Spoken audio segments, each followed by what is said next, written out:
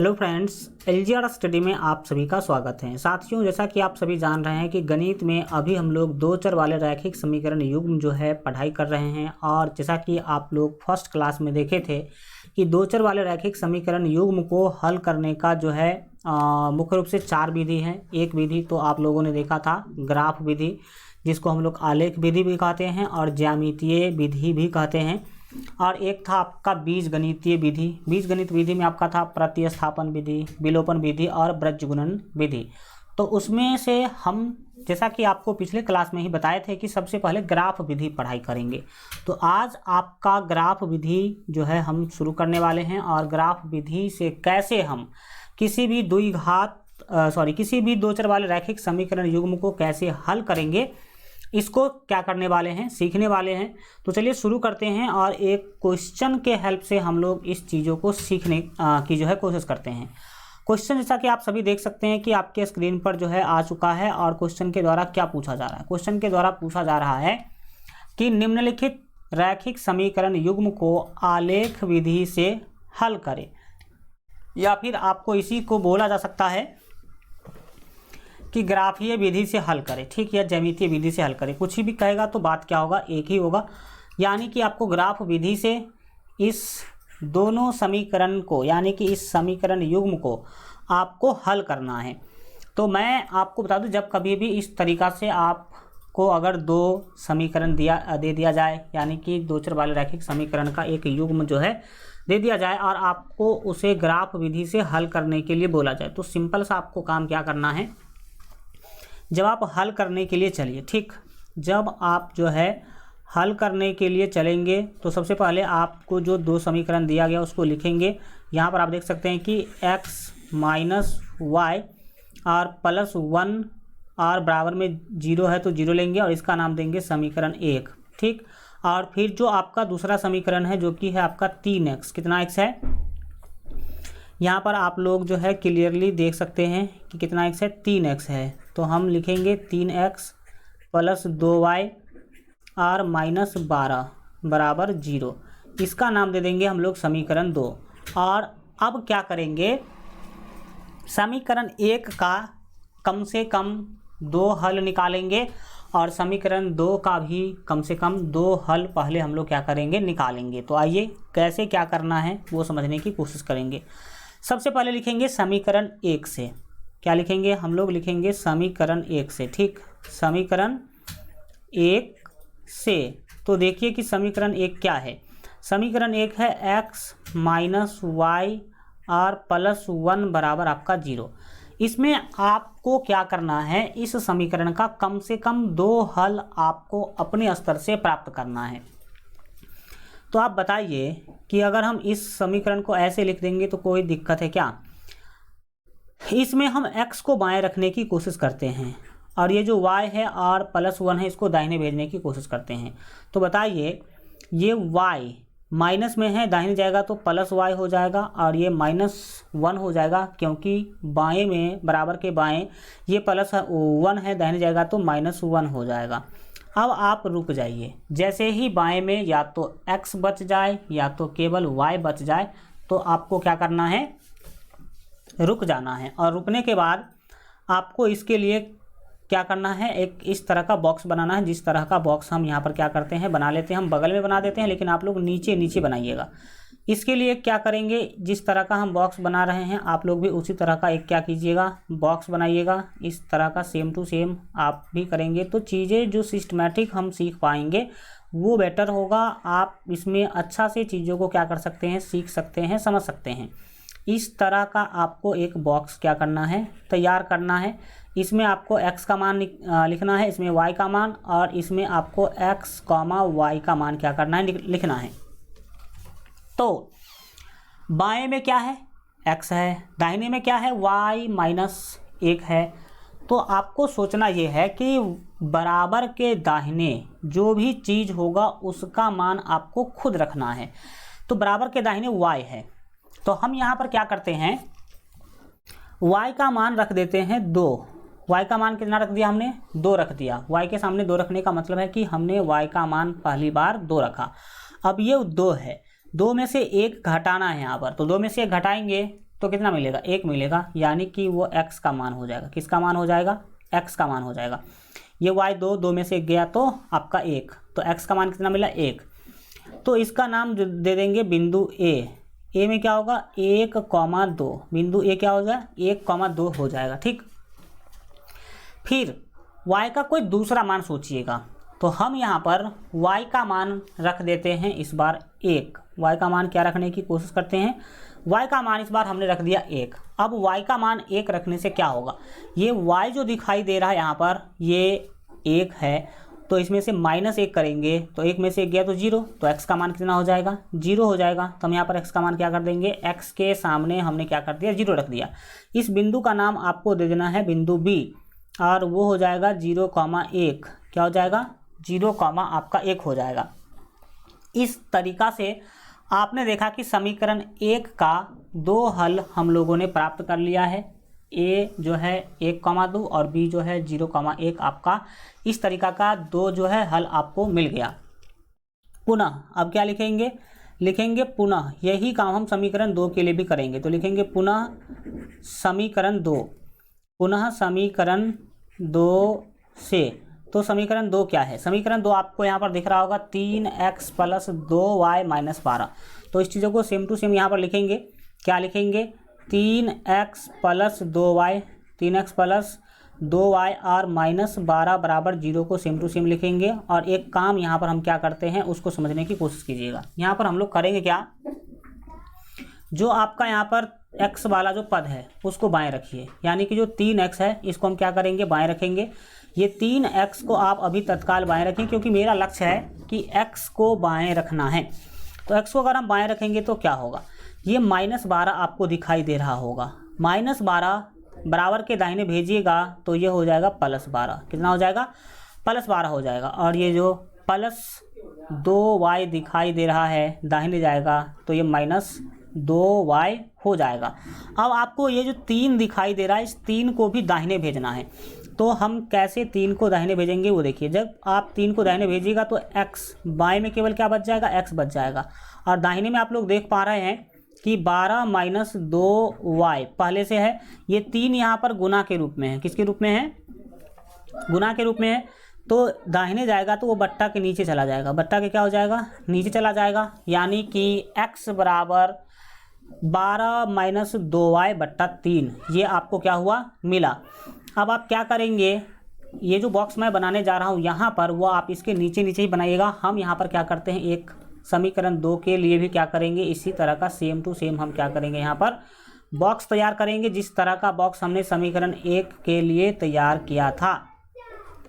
तो क्या होगा ये समझने की कोशिश कीजिएगा। कुछ इस तरह का आपको क्या कर लेना है, बॉक्स तैयार कर लेना है, जैसा कि आप यहाँ पर क्लियरली जो है देख पा रहे होंगे। इस तरह का आपको बॉक्स तैयार करना है। इसमें आपको लिख लेना है x, इसमें लिखना है y, और इसमें आपको x कॉमा क्या करना है, y लिखना है। ठीक, 1 मिनट रुकेंगे, बच्चे लोगों का छुट्टी हो रहा है तो ये लोग, चलो ठीक है। इसमें x कॉमा y लिखेंगे। अब आप गौर से देखेंगे इस वाले समीकरण को यहाँ पर, तो आपको पता चलेगा कि बाएं में केवल x बचा हुआ है। यहाँ पर बाएं में केवल क्या बचा हुआ है, x बचा हुआ है।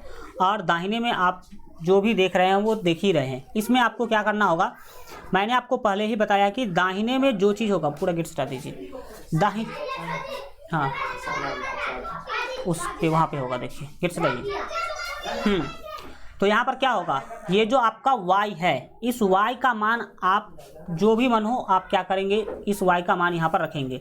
और y का मान रखने के बाद उसको 2 से गुना करेंगे, 12 में से घटाएंगे और 3 से भाग देंगे। तो हम क्या करते हैं, इस y का जो मान है वो 3 रख देते हैं, क्योंकि y का मान जब हम 3 रखेंगे तो क्या होगा, इसको समझने की कोशिश कीजिएगा। देखिए ये y अब नहीं बोलिए, इसको 3 बोलिए। 3 दूना हो जाएगा 6, 3 दूना कितना हो गया, 6 हो गया। तो ये जो 2y आपको दिखाई दे रहा है, अब आप इसको 6 बोलेंगे। क्यों 6 बोलेंगे, क्योंकि y का मान हमने रख दिया है 3। तो 3 दूना ये हो गया 6, ऊपर है 12, 12 में से घटाना है आपको इस 6 को। तो 12 में से 6 गया तो ऊपर बच जाएगा 6, 6 को इस 3 से भाग दीजिएगा तो 3 दूना 6, यानी कि x का मान आपको मिल जाएगा 2। x का मान क्या हो जाएगा, मिल जाएगा 2। मैं इसको एक बार एक्सप्लेन करके बता देता हूँ। ताकि आपको भी पता चले कि हमने किया क्या है। x बराबर आप देख पा रहे थे कि 12 माइनस 2y था। तो ये जो y आपको दिखाई दे रहा है, y का मान हमने क्या रखा है, 3 रखा है। तो हम यहाँ पर क्या करेंगे, y का मान 3 रख देंगे और नीचे में जो आप जो है 3 देख रहे हैं वो 3 ही क्या करेंगे, लिखेंगे। अब इसको सॉल्व आप कर सकते हैं आराम से। सॉल्व करने के वक्त आपको क्या करना है, तो देखिए यहाँ पर ये जो 12 है उसको सेम टू सेम लिख लीजिए, माइनस है तो माइनस 2 तिया कितना हो जाएगा, 6 हो जाएगा, और बट्टे में जो 3 है वो तो 3 ही रहेगा। तो बताइए अब x बराबर आपको कितना मिला, 12 में से 6 घटाएंगे तो ऊपर बच जाएगा 6 और नीचे 3 है, 3 से 6 को भाग देंगे तो आपको मिल जाएगा 2। यानी कि x का मान ये यहाँ पर हमने जो 2 लिखा वो कैसे लिखा वो आपको समझ में आया कि नहीं। तो आपको यहाँ पर समीकरण 2 का जो पहला हल मिला, x का मान 2 और y का मान 3 मिला, इसको नाम दे देंगे आप बिंदु C, जिसको बोलेंगे 2,3। क्या बोलेंगे, 2,3 बोलेंगे।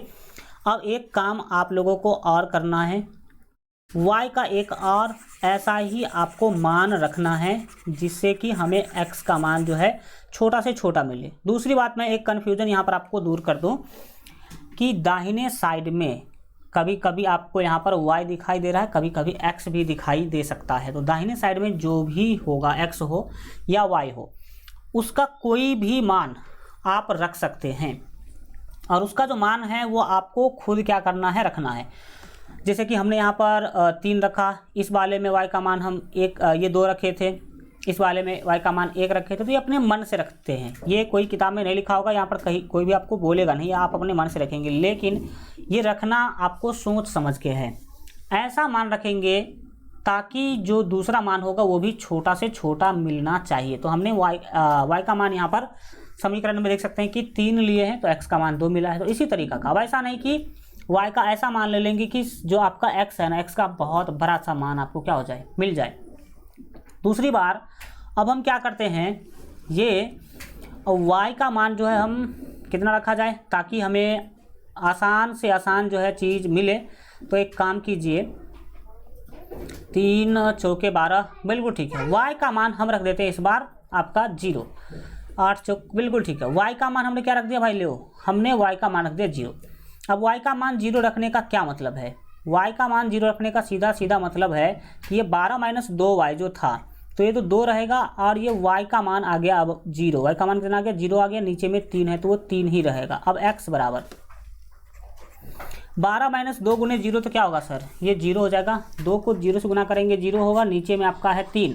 इसको सीधा सीधा आप बोले तो आप बोल सकते हैं 12 माइनस 0, ऊपर तो सर 12 होगा और नीचे 3 होगा। जब आप क्या करेंगे, 3 से 12 को भाग देंगे तो आपको मिलेगा 4। कितना मिलेगा, 4। यानी कि x का मान यहाँ पर मिल गया आपको 4। तो जब आपने y का मान 0 लिया तो x का मान यहाँ पर आपको मिल गया 4। इस तरीक़ा से हम ये जो समीकरण 2 है इसका 2 हल आपने प्राप्त कर लिया। दूसरा हल क्या है, तो x का मान आप यहाँ पर देख सकते हैं 4 है और y का मान क्या है, 0 है। ठीक, तो इसको बोलेंगे d, क्या बोलेंगे, इसका नाम हम दे देंगे d। d में x का मान जो है वो 4 है, d में x का मान क्या है, 4 है और y का मान 0 है और y का मान क्या है, 0 है। तो इस तरीक़ा से आप क्या कर सकते हैं, आपने देखा कि समीकरण 1 का भी 2 हल हम लोग निकाल लिए और समीकरण 2 का भी हम लोगों ने क्या किया, 2 हल निकाले। ये सब आपको लिखना नहीं है, ये सब अगर आपको करना ही हो तो आप बगल में कहीं पर रफ पेपर में कर लीजिएगा। आपने देखा कि फर्स्ट बॉक्स में आपको समीकरण 1 का 2 हल दिखाई दे रहा है, a और b, और समीकरण 2 का जो है दूसरे बॉक्स में आपको c और d 2 हल दिखाई दे रहा है। अब बिंदु a b को हम काटतीय तल पर बैठाएंगे और एक रेखा खींचेंगे और साथ ही साथ बिंदु C और D को काटते तल पर बैठाएंगे और एक रेखा क्या करेंगे, खींचेंगे। तो आइए काटते तल पर हम लोग इसको बैठाने की कोशिश करते हैं। यहाँ पर आप लोग क्लियरली देख सकते हैं कि जो हम लोगों को हल मिला है ना, हल में सबसे बड़ा है 4, सबसे बड़ा मान क्या है, 4 है और माइनस में कुछ मान मिला ही नहीं है। तो हम 4 बिंदु भी ले लेंगे तो काम जो है चल जाएगा। तो हम क्या करते हैं वो आप समझने की कोशिश कीजिएगा। मान लीजिए कि ये आपका है मूल बिंदु, तो ये तो 0 होगा, हम इसको बोल देते हैं यहाँ पर आपका 1, ये हो गया 2, ये हो गया 3 और ये हो गया आपका 4। कुछ समझ में आया, ये 1 है, ये आपका 2 है, ये आपका जो है 3 है और ये 4 है। फिर बाएं साइड हम लेना चाहे तो ले सकते हैं, नहीं लेना चाहे तो नहीं ले सकते। देखिए यहाँ पर इसको बोल दीजिएगा एक्स अक्ष, इसको बोल दीजिएगा एक्स डैश या माइनस एक्स भी इसको बोलते हैं।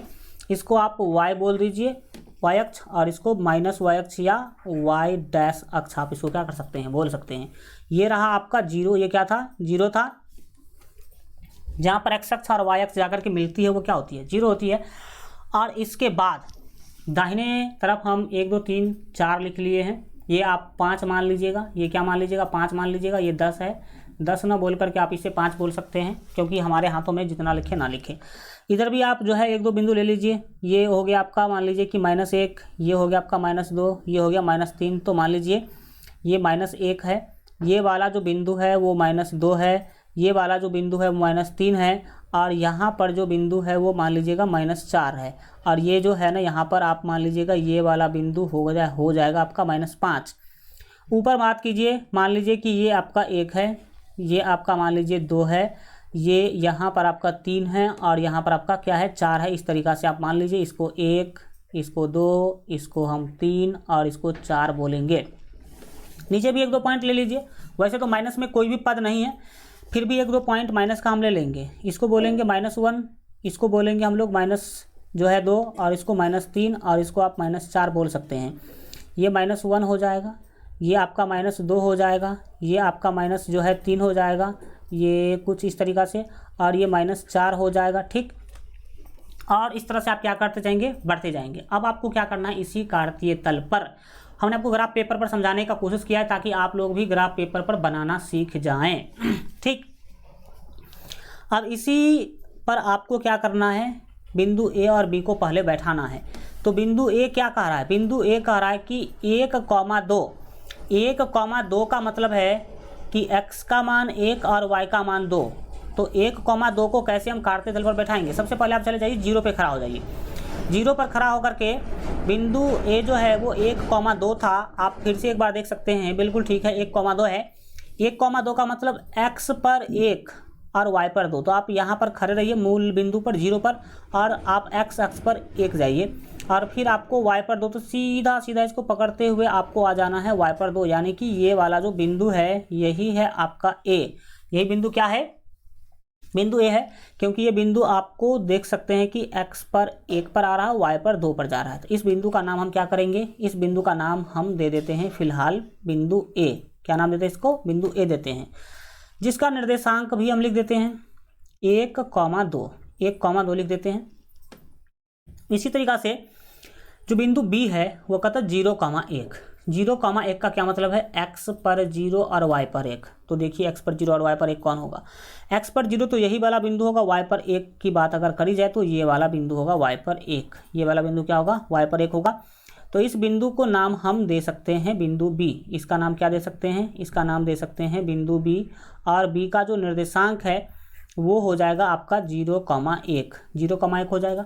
अब बिंदु ए और बिंदु बी को मिलाते हुए एक रेखा आप क्या करेंगे, खींचेंगे। तो हम यहाँ पर क्या करते हैं, जो ए है वो हल्का डिस्टर्बेंस करेगा, इसीलिए हम ए को हल्का साइड में लिख देते हैं। मान लीजिए कि ये आपका ए है, अच्छा इसको हल्का अच्छा से ही लिख देते हैं, हटा करके ही लिख देते हैं, ताकि हमें ये डिस्टर्ब ना करे। मान लीजिए कि ये है आपका बिंदु ए, तो हम इसको यहाँ पर लिख देते हैं। ये मान लीजिएगा बिंदु ए है, इसका निर्देशांक क्या था, तो 1,2 था, यानी कि x पर 1 और y पर 2 था। अब आप बिंदु ए और बिंदु बी को मिलाते हुए एक रेखा खींचेंगे। तो मान लीजिए कि हमने यहाँ पर इस तरीक़ा से बिंदु ए और बी को मिलाते हुए रेखा खींचने का जो है कोशिश किया। ये मान लीजिए इधर गया, और इसको भी हल्का क्या करेंगे, इस तरह से पीछे हम लोग बढ़ा देंगे। ठीक, इस तरीक़ा से आप लोग भी क्या कर लीजिएगा, बना लीजिएगा। ये क्या हुआ, तो ये समीकरण 1 का ग्राफ मिला। ये किसका ग्राफ मिला, समीकरण 1 का ग्राफ मिला। आप ऐसे भी दर्शा सकते हैं, कोई दिक्कत वाली बातें नहीं है। समीकरण 1 का ग्राफ आपने देखा, खींच लिया। हम यहाँ पर अच्छा से नहीं खींच पा रहे हैं, और आप लोग स्केल बैठा करके खींचेंगे तो पूरा सीधा दिखने में आप लोगों का जो ग्राफ है वो लगेगा। तो स्केल बैठा करके देखिएगा, खींचने की कोशिश कीजिएगा। अब समीकरण 1 का ग्राफ खींचने के बाद आएंगे हम लोग समीकरण 2 पर। तो समीकरण 2 देखिए, समीकरण 2 से एक हल C है और एक हल D है। तो C क्या कहता है, 2,3, यानी कि x पर 2 y पर 3। तो आइए वह बिंदु खोजते हैं जो x पर 2 हो और y पर 3 हो। तो देखिए यहाँ पर एक्स पर आपका यहाँ पर हो जाएगा 2 और वाई पर 3, तो सीधा सीधा ऊपर बढ़ते जाएंगे लगभग ये वाला बिंदु, ये वाला जो बिंदु है वो देख लीजिए गौर से। ये एक्स पर कहाँ आ रहा है, एक्स पर आ रहा आपका 2 पर, और वाई पर ले जा रहे हैं तो ये जा रहा है 3 पर। स्केल बैठा करके खींचेंगे तो और आपको पूरा सीधा सीधा जो है दिखाई पड़ेगा। तो इस वाले बिंदु का नाम हम दे देते हैं बिंदु सी, जो क्या था, तो एक्स पर 2 था और वाई पर 3 था, यानी कि 2,3 था, तो बिंदु सी हमने दिखा दिया। अब बिंदु डी, देखो इस यहाँ पर क्या देखने को मिला, आपको देखने को मिला कि एक्स समीकरण 2 का जो एक बिंदु है वो समीकरण 1 के ग्राफ पर ही अवस्थित हो गया। अब समीकरण 2 का जो डी हल है वो कहता है 4,0, यानी कि एक्स पर 4 वाई पर 0।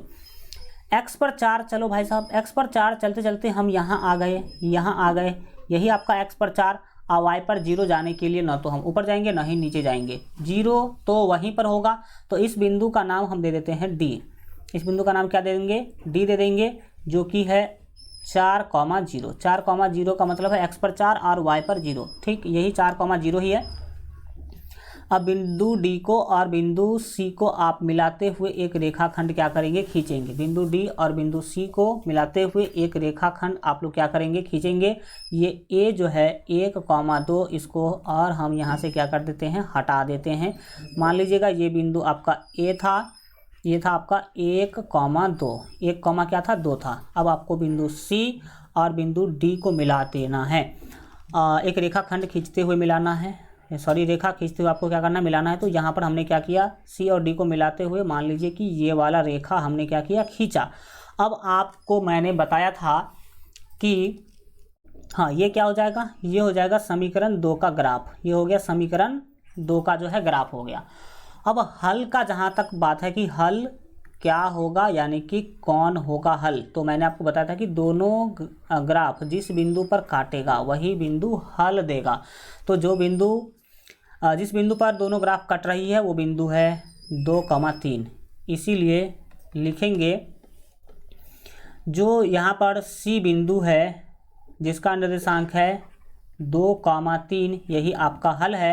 अतः आप बोल सकते हैं कि x बराबर आपको मिला 2 एवं y बराबर आपको मिल गया 3। y बराबर कितना मिल गया, 3 मिल गया, क्योंकि दोनों ग्राफ जिस बिंदु पर कटेगा वही बिंदु हल होगा उस समीकरण का।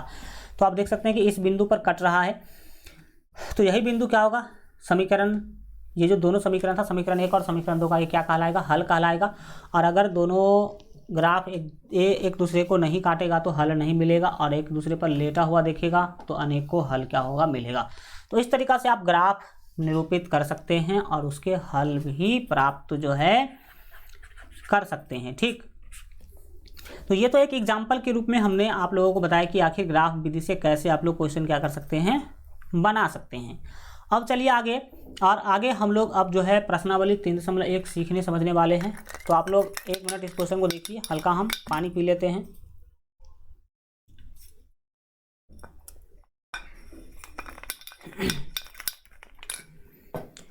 चलिए अब हम लोग प्रश्नावली 3.1 पढ़ेंगे, जो कि ग्राफ विधि से ही संबंधित है। किससे संबंधित है, तो ग्राफ विधि से संबंधित है। चलिए शुरू करते हैं चीज़ों को सीखने समझने की, और हम लोग क्या करेंगे आगे जो है कोशिश करते हैं।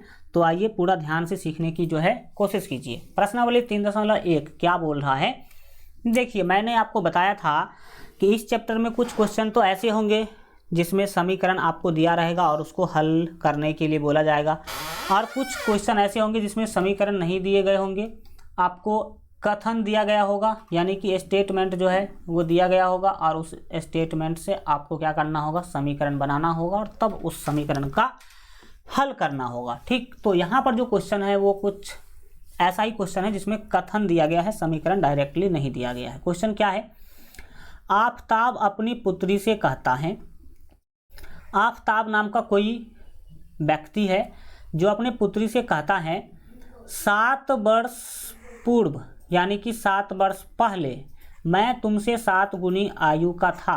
आफताब कहता है कि आज से 7 वर्ष पहले मैं तुमसे 7 गुनी आयु का था, यानी कि जितना तुम्हारा उम्र था मेरा उम्र उससे 7 गुना ज़्यादा था। और दूसरी बार फिर आफताब कहता है कि अब से 3 वर्ष बाद मैं तुमसे केवल 3 गुनी आयु का रह जाऊंगा। ये दूसरा कथन है। ये कौन सा कथन है? दूसरा कथन। और ये क्या था? पहला कथन। दूसरा कथन में आफताब ने बोला कि अब से 3 वर्ष बाद, यानी कि आज से 3 वर्ष के बाद मैं तुमसे केवल जो है 3 गुनी आयु का रह जाऊंगा।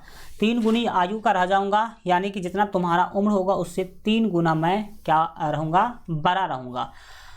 अब क्या यह मनोरंजक है? मतलब क्या ये बात जो आफताब बोल रहा है कि 7 वर्ष पहले मैं तुमसे जो है 7 गुनी आयु का था और अब से 3 वर्ष के बाद मैं तुमसे केवल जो है 3 गुनी आयु का रह जाऊंगा, ये मनोरंजक है या सही बातें हैं?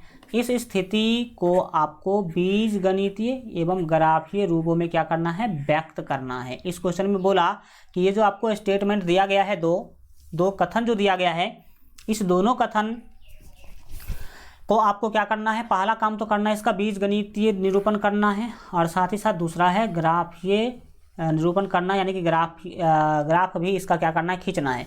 ग्राफ खींचने के बाद हल नहीं निकालना है, केवल ग्राफ आप लोगों को क्या करना है? खींचना है। तो क्वेश्चन में अब हम लोग आगे बढ़ते हैं और मैं आपको बता दूं कि 50% ऐसे बच्चे होते हैं जो क्वेश्चन को नहीं समझ पाने के कारण वो सीख नहीं पाते हैं। यानी कि सीधा सीधा बोला जाए तो यह बोल सकते हैं कि बच्चों को क्वेश्चन ही समझ में नहीं आता है। तो जिस बच्चों को क्वेश्चन समझ में नहीं आएगा वैसे बच्चे ही क्वेश्चन नहीं बना पाते हैं। तो यहाँ पर तो आप लोगों ने देखा कि यहाँ पर स्टेटमेंट दिया गया है, दोनों स्टेटमेंट में अलग अलग बातें जो है कही गई है।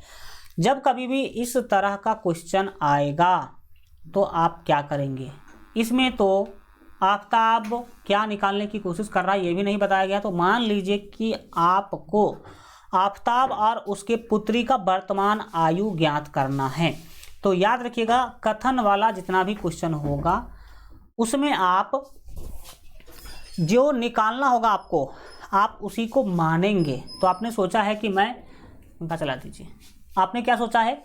आपने सोचा है कि मैं क्या करूँगा? बंद कीजिए। हाँ, आपने सोचा है कि मैं क्या करूँगा?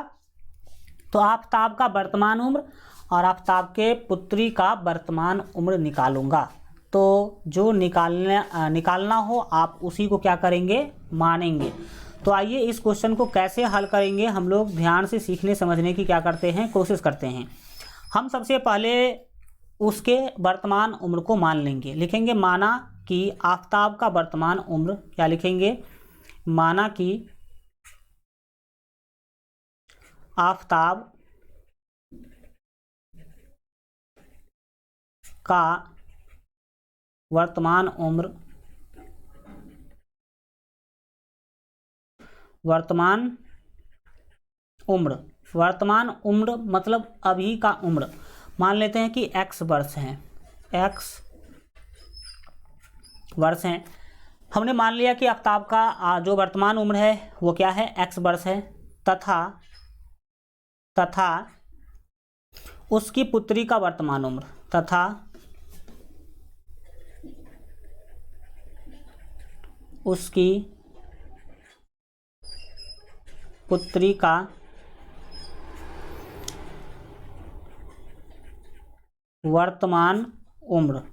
उसकी पुत्री का वर्तमान उम्र, वर्तमान मतलब अभी वाला उम्र हम मान लेते हैं कि y वर्ष हैं। कितना है?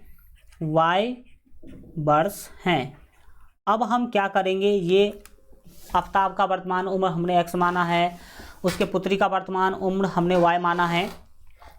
तो ये दोनों काम तो हमने अपने मन से किया है, यानी कि x मानने का और y मानने का काम तो हमने अपने मन से किया है। लेकिन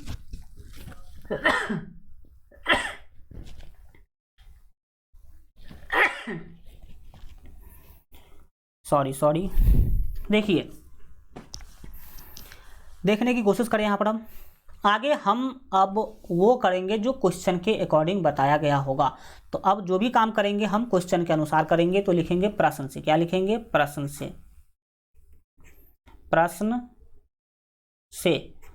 प्रश्न से यानी कि अब जो भी करने जा रहे हैं वो प्रश्न के मन से करेंगे। देखिए, पहला कथन में 7 वर्ष पूर्व की चर्चा हो रही थी, यानी कि 7 वर्ष पहले के उम्र की चर्चा हो रही थी।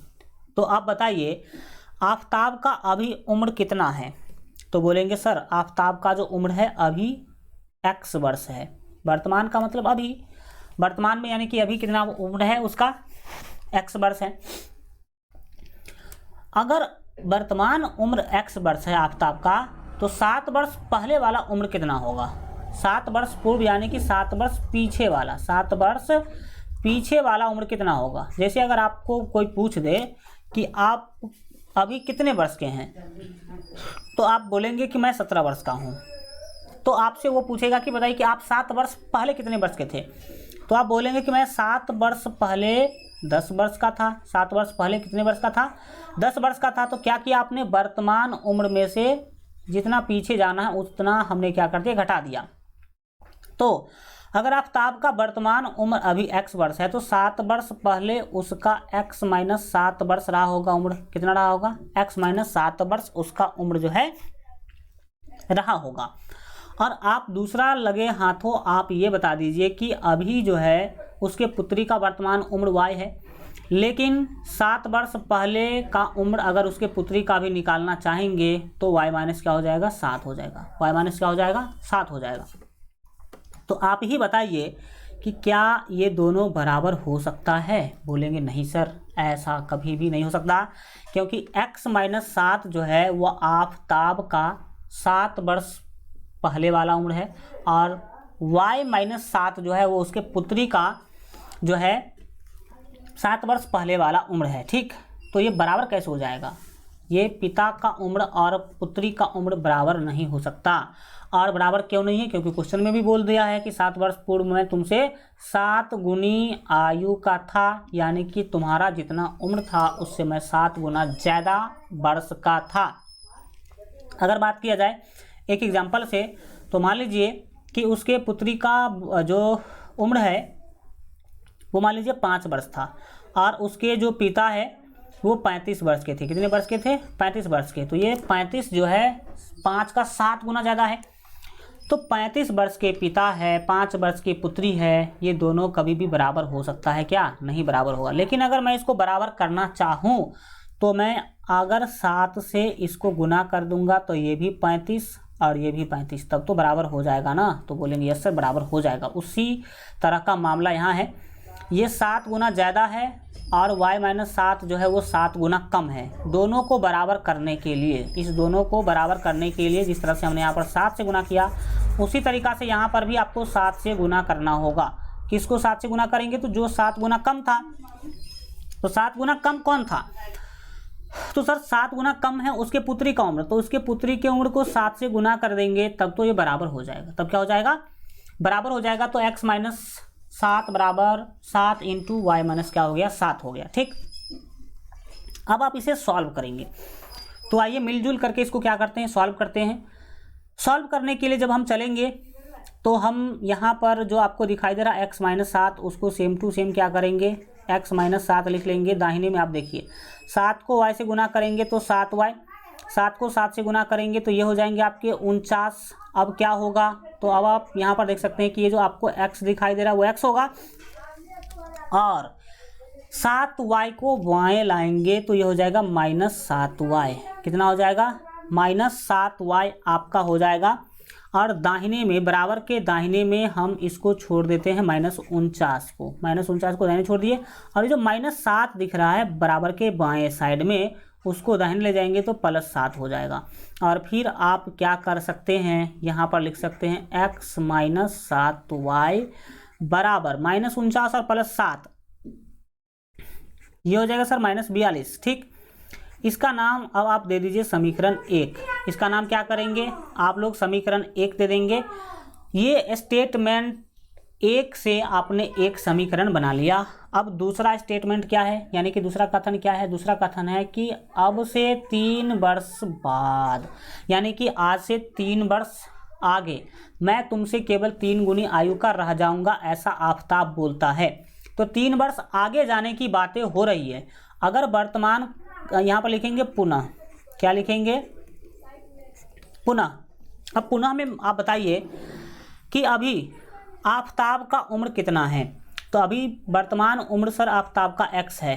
अगर 3 वर्ष के बाद का इसका उम्र निकालना हो तो हम इसमें 3 जोड़ देंगे, और अगर 3 वर्ष पूर्व का निकालना होता तो हम इसमें से 3 क्या कर देते, घटा देते।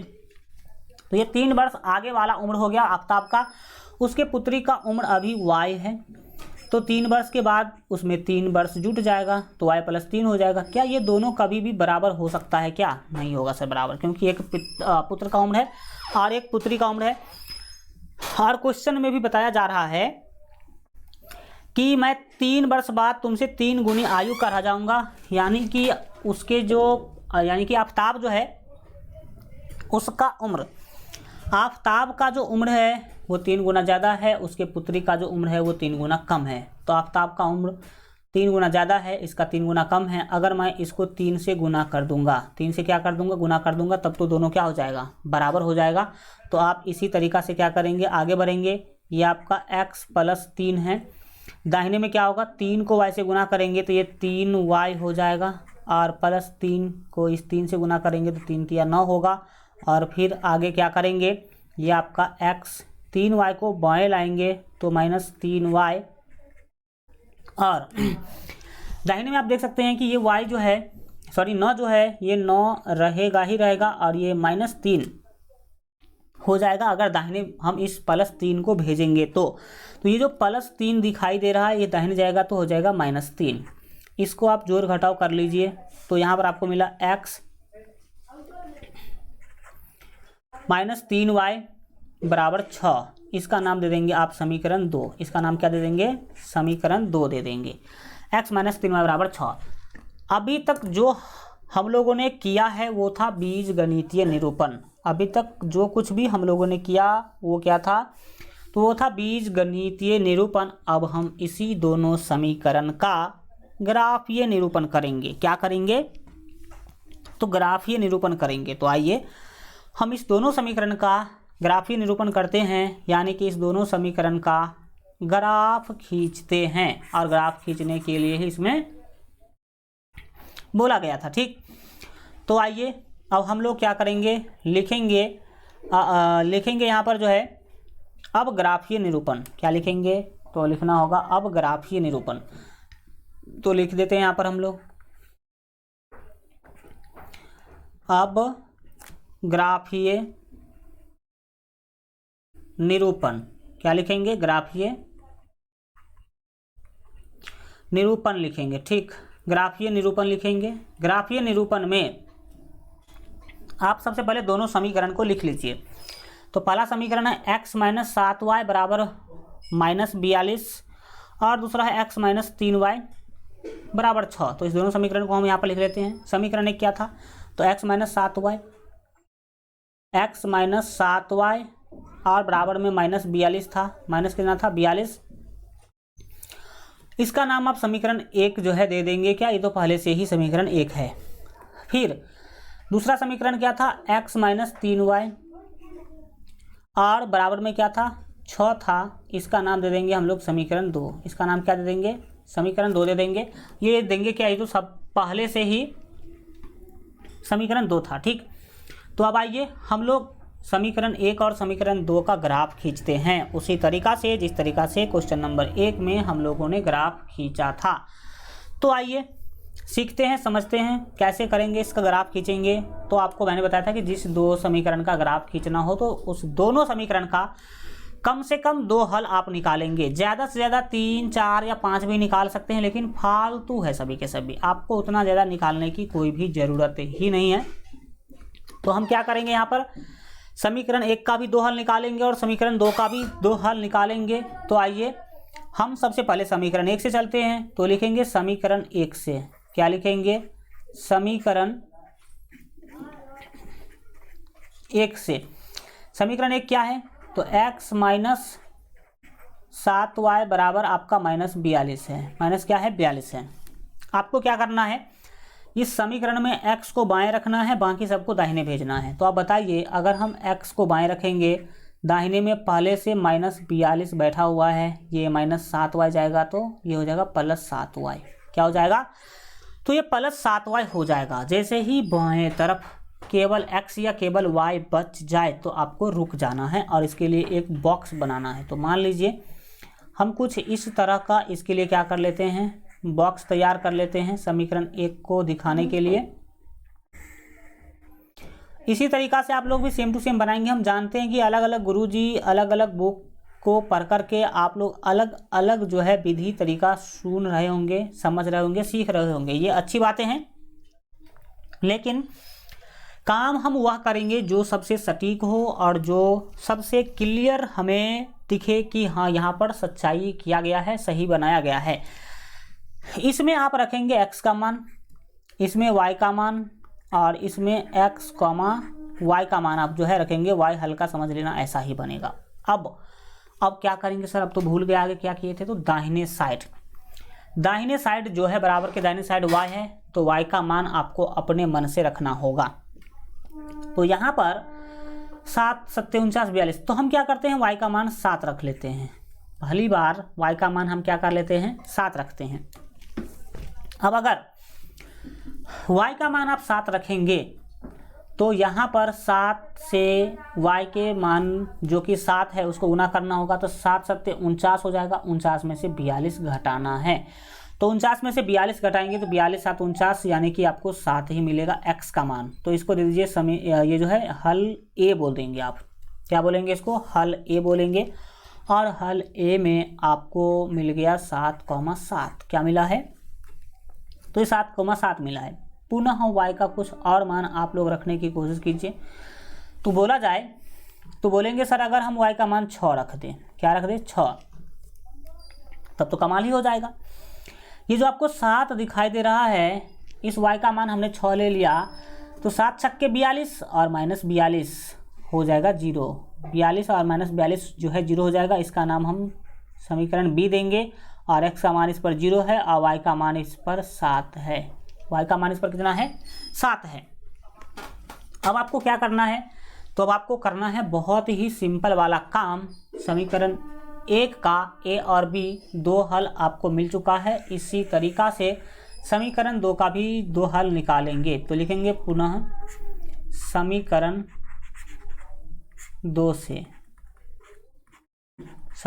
से। तो जानिए कि समीकरण 2 क्या है और इसमें आपको कैसे काम करना होगा, किस तरह से आपको करके दिखाना पड़ेगा। तो इसके लिए आपको क्या करना है, समीकरण 2 को पहले सबसे यहाँ पर लिख लेना। तो समीकरण 2 था आपका x माइनस 3y r बराबर 6 था। इसमें आप x को बाएं रखिए, बाकी सबको दाहिने भेजिए। तो x बराबर जो है क्या होगा, x को बाएं रखेंगे, बाकी सबको दाहिने भेजेंगे। दाहिने में 6 पहले से देखो भाई साहब यहाँ पर बैठा हुआ है। आपको क्या दिखाई दे रहा है कि 6 पहले से बैठा हुआ है, तो ये 6 रहेगा ही रहेगा। माइनस 3y दाहिने जाएगा तो ये हो जाएगा प्लस 3y। क्या हो जाएगा, प्लस 3y हो जाएगा। और अब क्या करें सर, जैसे ही हमने आपको बताया कि x बच जाए बाएं में या केवल y बच जाए बाएं में, तो हम रुक जाएंगे और हम दोनों का वैल्यू क्या करेंगे। हाँ, अब आप इसके लिए एक सारणी बना लेंगे। तो आप इसके लिए इस तरह का सेम टू सेम जैसे समीकरण 1 में सारणी बनाए थे, वैसा ही सारणी यहाँ पर भी आप क्या कर लेंगे, बना लेंगे। इस तरह से कुछ जैसा कि सेम टू सेम आप देख पा रहे होंगे, ये सेम टू सेम इस तरह का एक सारणी आपको क्या करना है, बना लेना है। ठीक, इस तरह से फिर से आपको एक सारणी बना लेना है। इसमें x का मान, इसमें y का मान, इसमें x, y का मान रखना है। और फिर क्या करना है सर, तो फिर करना है वही वाला धमाल। क्या करेंगे, y दाहिने में है तो इसका मान आपको खुद रखना है। तो हम क्या करते हैं, y का जो मान है पहली बार हम रख लेते हैं कितना, तो 0। y का मान हमने क्या रख लिया, 0 रख लिया। अब y का मान 0 रखेंगे तो इसको 3 से गुना करेंगे, तो ये y 0 है। 0 को 3 से गुना किया, ये हो गया 0 और 6 में 0 जोड़ देंगे तो x का मान मिल जाएगा आपका 6। यानी कि जो C हल है वो मिल गया आपको 6,0। क्या मिला, 6,0 मिल गया। पुनः y का कुछ मान बताइए, तो पुनः दूसरी बार हम y का मान रख दिए -2। अब जैसे ही y का मान इस बार हम -2 रखेंगे तो होगा बहुत ही बड़ा वाला धमाल। क्या धमाल होगा, तो समझिएगा। यहाँ पर y का मान अगर -2 रखेंगे तो -2 को इस 3 से गुना करेंगे तो ये -6 हो जाएगा और ये +6 0 हो जाएगा। -6 और +6 कितना हो जाएगा, 0 हो जाएगा। इस तरह से D हल जो है वो आपको मिला 0, -2। क्या मिला, 0, -2 आपको यहाँ पर क्या हो गया, मिल गया। ठीक, तो समीकरण 1 का 2 हल निकाल लिया आप लोगों ने, समीकरण 2 का भी 2 हल निकाल लिया। अब आपको इसे कार्तीय तल पर दिखाना पड़ेगा। क्या करना पड़ेगा? तो कार्तीय तल पर दिखाना पड़ेगा। तो आइए इस चीज़ों को अब हम लोग क्या करते हैं, कार्तीय तल पर दिखाने की कोशिश करते हैं। हम यहाँ पर ग्राफ पेपर नहीं ले पाए क्योंकि यहाँ पर आपको क्या है, बड़ा बड़ा मान लेना है, यानी कि जैसे कि आप कह सकते हैं कि 7-8 तक आपको क्या करना है, मान लेना है। वैसे दूसरी बात ये भी है कि हम अगर हमेशा आपको ये इस पर भी बता देते हैं ताकि आपके पास अगर ग्राफ पेपर ना रहे जब, तब आप कैसे बनाएंगे। तो आपको क्या करना है, एक्स अक्ष और वाई अक्ष पहले खींच लेना है। तो मान लीजिए कि ये आपका है एक्स अक्ष, ये क्या है, एक्स अक्ष हल्का कुछ ज़्यादा ऊपर हो गया, तो हम इसको और ठीक करते हैं, नीचे लिखते हैं। मान लीजिए ये आपका एक्स अक्ष है, ठीक, और ये है आपका वाई अक्ष। कुछ इस तरीक़ा से भी आप क्या कर सकते हैं, खींच सकते हैं। आप देख सकते हैं कि हमने बिना स्केल डाले खींचा है तो हल्का टेढ़ा उड़ा बन रहा है, लेकिन आपको स्केल डाल के खींचना है तो आपका टेढ़ा नहीं बनेगा। इसको बोलेंगे वाई अक्ष, इसको बोलेंगे हम लोग वाई डैश, इसको एक्स बोलेंगे, इसको एक्स डैश बोलेंगे। और जैसा कि हमने आपको कई बार बताया है कि दोनों बिंदु जहाँ पर मिलेगा वो होगा 0। अब हम 7 बिंदु लेंगे क्योंकि सबसे बड़ा वैल्यू जो है वो 7 है, प्लस में सबसे बड़ा वैल्यू 7 है। तो हम लेते हैं 7 बिंदु यहाँ पर। मान लीजिए ये 1 है, 2, 3, 4, 5, 6, 7 और ये 8 और ये मान लीजिए 9। याद रखिएगा 2 बिंदु के बीच का दूरी हमेशा एक जैसा होना चाहिए। तो इसको हम बोल देते हैं 1, 2, 3, 4, 5, 6, 7, 8 और ये 9। इसी तरीक़ा से आपको वाई अक्ष पर भी लेना है 7 बिंदु। तो मान लीजिए 1, 2, ये 3 है, ये 4 है, ये 5 है, ये 6 है और ये मान लीजिए 7 है। तो ये 1, 2, 3, 4, 5, ये हो गया 6 और ये हो गया आपका 7। ये क्या हो गया, 7 हो गया। अब समझिए बातों को।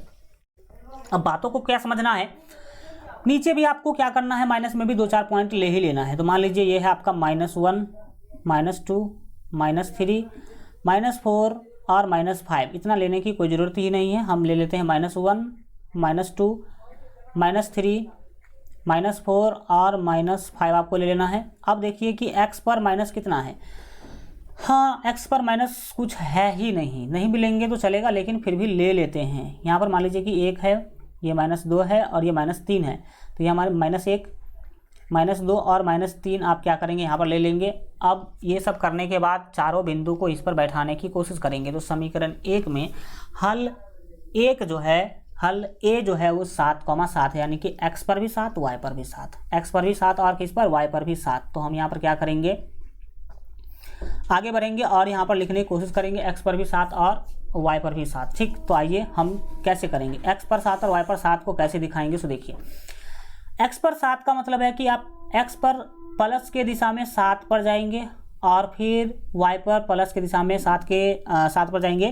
तो यहाँ पर आपको क्या करना, हल्का ऐसे करके इसमें सीधा सीधा जाना, ऊपर सीधा सीधा जाना, सीधा सीधा जाना 7 तक। कहाँ तक जाना है, 7 तक। तो मान लीजिए ये वाला जो बिंदु है, ये वाला जो बिंदु है वो आपका, एक मिनट, ठीक है, ये वाला जो बिंदु है वो आपका ए है। ये बिंदु क्या है, ये बिंदु मान लीजिएगा ए है, जिसका निर्देशांक था 7,7, यानी कि इसको जब आप x पर गिराइएगा तो भी ये 7 पर जाएगा और y पर गिराइएगा तो भी ये 7 पर, देख सकते हैं लगभग जा रहा है। और आप लोग तो स्केल से नाप करके बनाएंगे तो कोई दिक्कत ही नहीं होगा। बिंदु ए हमने दिखा दिया। अब बिंदु बी पर बात करेंगे। बिंदु बी है 0,7। 0,7 का क्या मतलब है, 0,7 का सीधा सीधा मतलब है कि x पर जो है आपका, अच्छा 1 मिनट, 0,7 नहीं है, यहाँ पर हो गया एक छोटा सा गलता। ये गलता क्या है, देखो यहाँ पर ये 6 है ना भाई साहब, 6 है। तो y का मान 6 रखे थे, 1 मिनट रुको, y का मान अगर 6 रखेंगे तो 7 छक्के 42, तो 0 हो जाएगा। ये 6 होगा ना, ये 7 हमने लिख दिया जो कि गलती लिखा गया है। ये 7 नहीं है, 6 है। ये कितना है, 6 है। तो हम यहाँ पर लिखेंगे 6। वही तो मैं सोच रहा था, ये क्या होगा भैया, ये होगा 6 आपका। ठीक, तो x पर 0 y पर 6, देखिए कहाँ पर है x पर 0 y पर 6, तो x पर 0 तो यही वाला है, अब y पर 6 सीधा चलते रहेंगे और यहाँ तक आएंगे। तो यही जो बिंदु है ना, यही बिंदु होगा y पर आपका 6। इस बिंदु का नाम हम दे देते हैं b। ये है x पर 0 और y पर 6 है, इस तरीक़ा से बना लेंगे। अब b और a बिंदु को मिलाते हुए एक रेखा खींचेंगे। आप इसको क्या करेंगे, इस तरीक़ा से b और a को मिलाते हुए एक रेखा खींच दीजिएगा। आप लोग स्केल बैठा करके इस रेखा को खींचने की काम कीजिएगा ताकि सीधा दिखे। ये हो गया समीकरण 1 का ग्राफ। ये क्या हो गया, समीकरण 1 का ग्राफ आप ऐसे दिखा सकते हैं। और अगला क्या है, समीकरण 2 में सी बिंदु है 6,0। 6,0 का मतलब है कि x पर 6 y पर 0, x पर 6 और y पर 0 है। तो देखिए कि x पर 6 और y पर 0 कौन होगा, तो x पर 6 आना है भाई साहब आपको। तो यहाँ आ गए आप लोग x पर 6 और y पर 0 जाना है, यानी कि न तो ऊपर जाना है न ही नीचे जाना है। तो यही हो गया आपका बिंदु C। इसी को क्या बोल देंगे हम, इसको बिंदु C बोल देंगे। ये क्या होगा, x पर आपका हो जाएगा ये 6 और y पर हो जाएगा 0, ठीक। फिर बिंदु D देखिए क्या है, तो बिंदु D जो है भाई साहब 0,-2 है, यानी कि x पर 0 y पर -2। तो x पर 0 तो यही मूल बिंदु होगा और y पर -2 तो नीचे आना है आपको। ये वाला बिंदु होगा, ये वाला बिंदु होगा D। ये वाला बिंदु जो है क्या कहलाएगा, इसका नाम हो जाएगा भैया D, जिसको हम बोलेंगे 0,-2। 0,-2। अब आप D बिंदु को और C बिंदु को मिला दीजिए। तो D और C को मिलाएंगे तो क्या होगा, देखिएगा यहाँ पर D और C को मिला देंगे तो क्या होगा, कुछ इस तरीका का हमें क्या मिलेगा, ये ग्राफ मिलेगा। इस तरीका का ग्राफ आपको क्या होगा, मिलेगा। ये हो गया समीकरण 2 का ग्राफ। ये हो गया समीकरण 2 का ग्राफ। अब आप एक चीज़ देख पा रहे होंगे कि समीकरण 2 के ग्राफ को आगे बढ़ाएंगे और समीकरण 1 के ग्राफ को आगे बढ़ाएंगे तो हल्का दूरी पर जाने के बाद ये कट जाएगा। इसको आगे बढ़ाएंगे तो ये हल्का दूरी पर जाने के बाद कट जाएगा और जहाँ कटेगा वहीं आपका हल मिलेगा। लेकिन इस क्वेश्चन में तो हल निकालने के लिए बोला नहीं था, इसमें तो केवल बोला था कि केवल ज्यामितीय निरूपण और ग्राफीय निरूपण करके केवल छोड़ देना है। तो मैंने करके क्या कर दिया, छोड़ दिया। तो आज आप लोगों ने 2 क्वेश्चन बनाया है, एक ही क्वेश्चन बनाया, प्रश्नावली 3.1 का फर्स्ट क्वेश्चन आप लोगों ने आज बना लिया है। अगले क्लास में हम इसके जो है बाकी के 2 क्वेश्चन को क्या करेंगे देख लेंगे और फिर 3 जो आपके 2 है वो भी क्या कर लेंगे, शुरू कर लेंगे। आज के लिए हम लोग जो है इतना ही रखेंगे। आज का क्लास कैसा लगा आप लोग जो है बताइएगा जरूर। और साथ ही साथ जो है अगर आप अपने भाई बहन दोस्त मित्र के पास इस सेशन को शेयर नहीं करते जरूर शेयर कीजिएगा। दोस्त भाई बहन मित्र को जरूर बताइएगा कि एलजीआर स्टडी पर इस तरह का क्लास जो है चल रहा है। Thank you so much, goodbye. मिलेंगे हम लोग फिर अगले क्लास में।